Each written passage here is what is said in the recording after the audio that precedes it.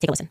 You're not anti-Israel. You don't wish them harm. You're not, like cheering on Iran. No, I support Israel. I think they're ally. I want them. But you would be called an anti-Semite by some people for saying this. And I think that's ridiculous. I don't hate Jews because I think a nation should defend themselves. Exactly. Yeah. Like, I think that's the most ridiculous thing ever. I feel like it's becoming like the word racism. Like we just disagree with them, so we just have to call them a name. I don't think they're actually anti-Semitic. I think people just can't agree with them and they can't prove them wrong, so they just throw a word out and be like, you're anti-Semitic because you think that we should stop sending our money there. Something that I see amongst the people around, I do see more like general disdain towards, just being honest, Jewish people. That's correct. Just because they're constantly being told that you hate Jews, and it's like, fine. If you're to say I hate Jews over and over and over again, like if I'm going to be convicted of the crime, I might as well do the crime. I fear the same thing happens with all the talk of race. The more we talk about it, the more racism actually happens. This is like I try to tell. Thank you for saying this. Like because like this is I try to tell these people and they're like we must get more aggressive. And so like let me ask a question. If we were to remove like if people said what Tucker said is anti-Semitic, I don't hold that view. But it's like a lot of people on Twitter are like calling us out and like whatever. That's not going to happen. But if we were to cancel Tucker, would anti-Semitism increase or decrease? I think increase because that means any supporter of Tucker Carlson's statement therefore makes them anti-Semites. So association, 100%. Exactly. But the binary that's presented is that if you don't passionately talk about it, you are a hater.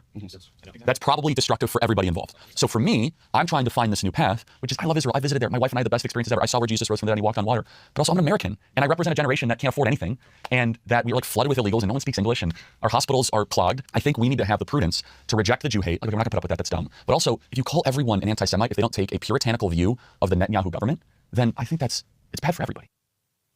Again, that's him in his own words, just a little over a month before he lost his life. So I don't understand them. I don't know what they're trying to win here. And then he takes a step further. They talk about a no-go zone. You imagine he's got these donors, they're threatening him. And here is what he had to say when they were discussing AIPAC. Take a listen. How many of you guys think when a lawmaker, a man I respect like Ted Cruz, uses the Bible to justify aid to Israel, doesn't even know the verse, do you guys think that's like not the best way to approach this? Raise your hand. Okay. I think Ted Cruz is Genesis 12:3. I think a lot of people see that as off-putting when you look at the New Testament. Why? Because I think a lot of people, they look especially at the writings of Paul where he talks about how the new flesh is not the same as the people in the old covenant. The new flesh is everybody's. Everyone's Talking about Romans 9. Yes, 6, yeah. Are you Catholic? Converting Catholic. This is my next. Oh, from Judaism? Yes. Oh, wow. So you're you're ethnically Jewish. Ethnically Jewish, and yes. you have concerns about AIPAC. Yes, I do. I'm told that by some people that if I criticize AIPAC, I'm anti-Semitic. I think it's ridiculous. Yeah. I feel like it's right to have a concern for your country. Do you think that that AIPAC represents, again, I'm not saying I believe this, but I think this is what you're saying, that it represents a kind of cutting in line of prioritization away from the American people? Yes. Would you guys say that's a fair summary?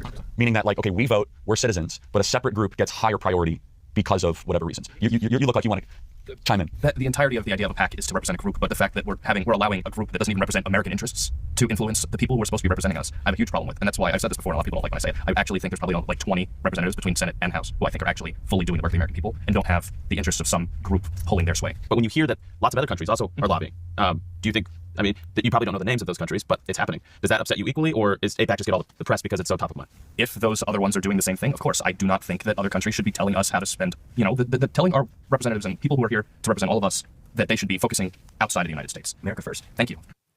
There once was a president who started talking about that, suggesting that the precursor to AIPAC, which became AIPAC, should register under FARA, and he ended up getting shot in a moving vehicle in broad daylight with the whole world watching. So that's a dangerous conversation to be hosting, is what I want to say. It's a very dangerous conversation to be hosting. It is incredible that he is, in his own words, 6 weeks ago, and they're just lying. To that young ethnically Jewish kid who said he was converting to Catholicism, amazing. If the spirit of what he was saying, if he was the leader and was the spokesperson in the political realm for the Jewish people, they would go a lot further. They would go a lot further. Instead, they're making enemies everywhere. And as they make enemies, they then gaslight, they call their friends in the press, they call you names, and they keep doing more of the thing that made them lose an entire generation of people. Charlie was trying to help them. He was trying to help them. As you can see, as he said, I tell them, who's he talking about when he said that? I keep telling them this. Who is he speaking about?